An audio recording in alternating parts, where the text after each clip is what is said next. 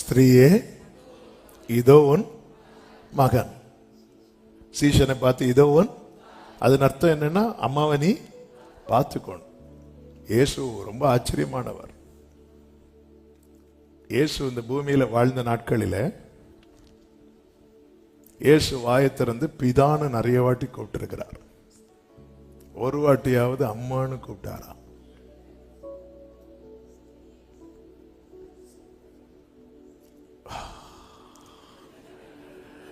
மரியாளோடு இயேசு 2 முறை பேசுகிறதை, அதாவது ஊழியத்தின் வந்த பிறகு அந்த 2 முறை அவர் எப்படிதான் கூப்பிடுவார் தெரியுமா?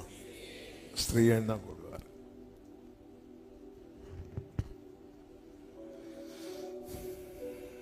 பரலோகத்துல அப்பாதான் உண்டு.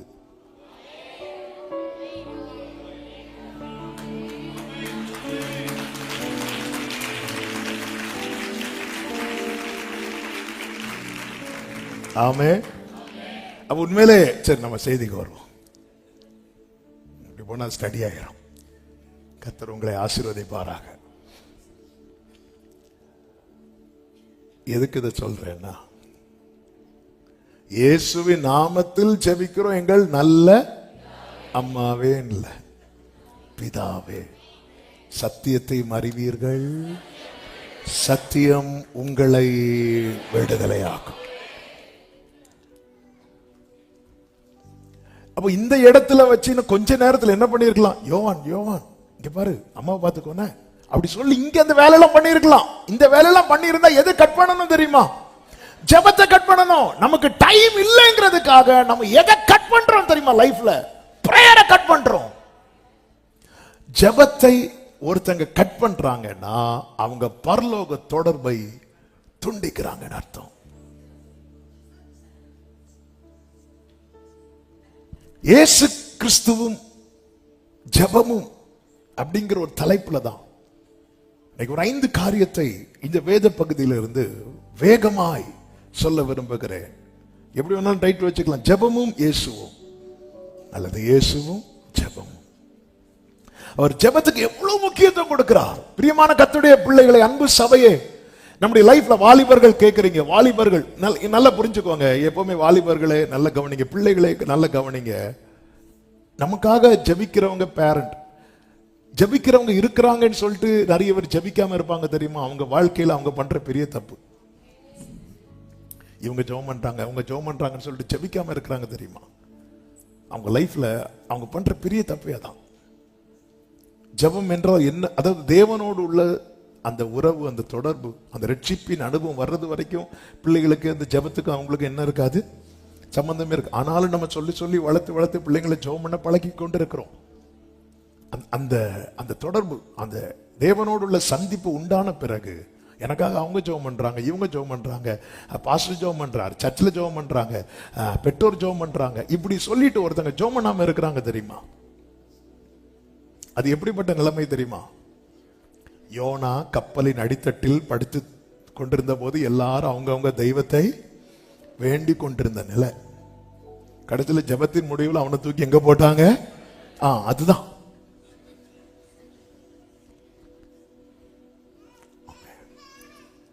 என்னைக்குமே புரிந்து கொள்ளுங்கள், நம்ம பர்சனல் லைஃப்ல அது எனக்காக, என் மனைவி ஜெபம் பண்றான், எனக்காக என் புருஷன் ஜெபம் பண்றான், எனக்காக அவங்க, எனக்காக என் மனைவி சாப்பிடுறான்.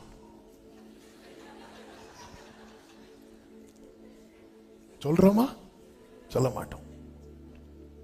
விட்ட மனைவி பிளேட்ல இருந்து ஒரு இட்லி கூட எடுத்து வைப்போமே தவிர, எனக்கா இன்னைக்கு மார்னிங் யாருமா சாப்பிடுற, நீ சாப்பிடுறியா, சரி அப்ப நான் மத்தியானம் சாப்பிடுறேன், இப்படி யாரா சொல்லும்? அது சொல்ல மாட்டோம். தன் சொந்த மாம்சத்தை பகைத்தவன் இல்லையே.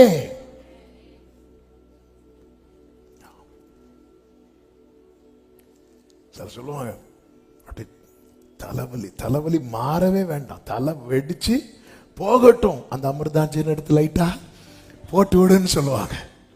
எல்லாம் சொல்றதெல்லாம் நிறைய பேசுவோம்.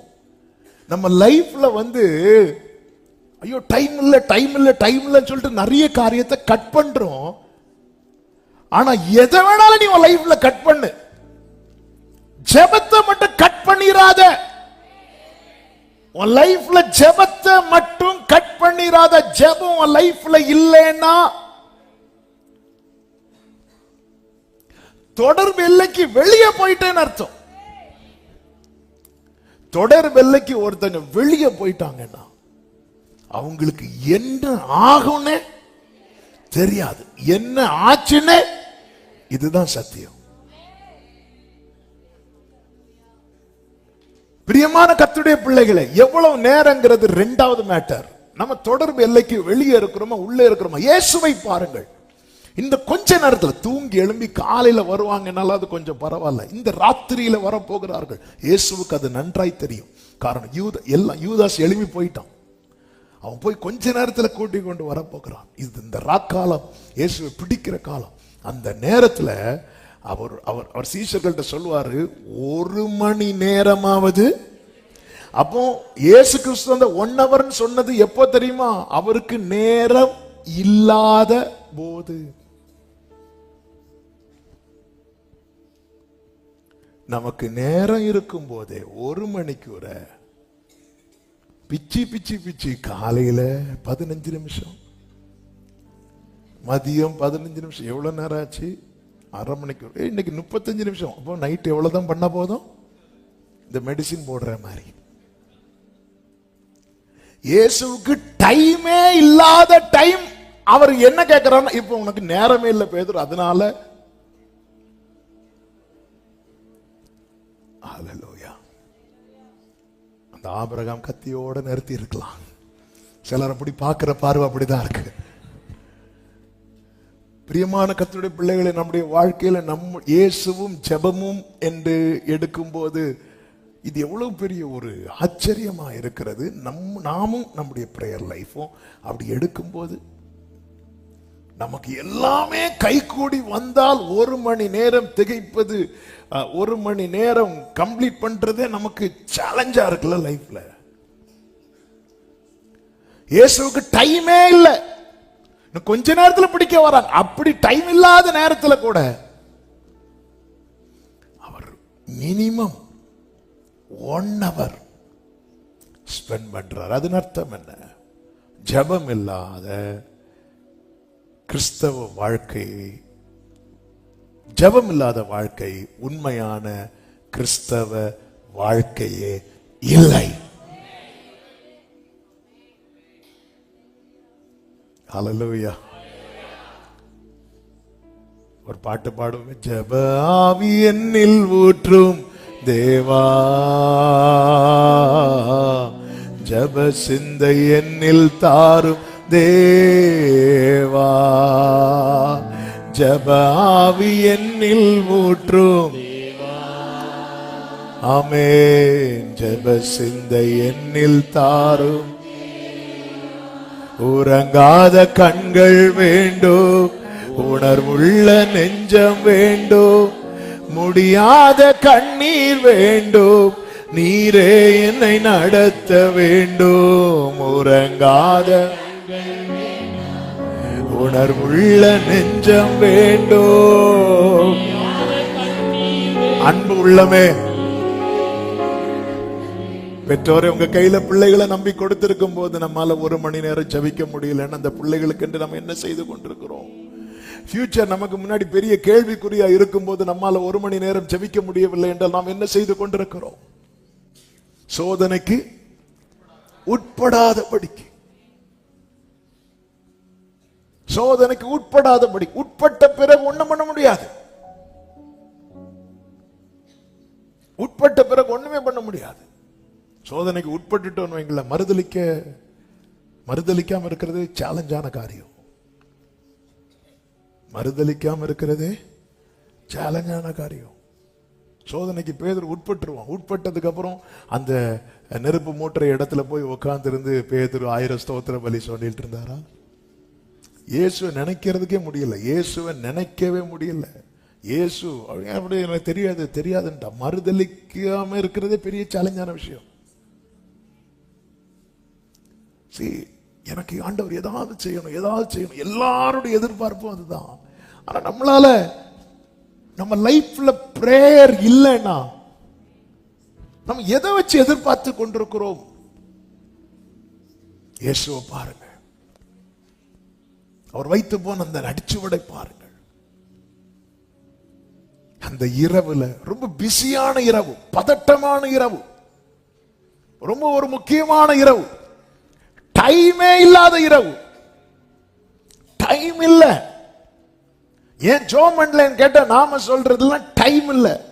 டைம் இல்லாத இடத்துல அவர் 1 hour ஸ்பெண்ட் பண்றார் பிரேயருக்கு.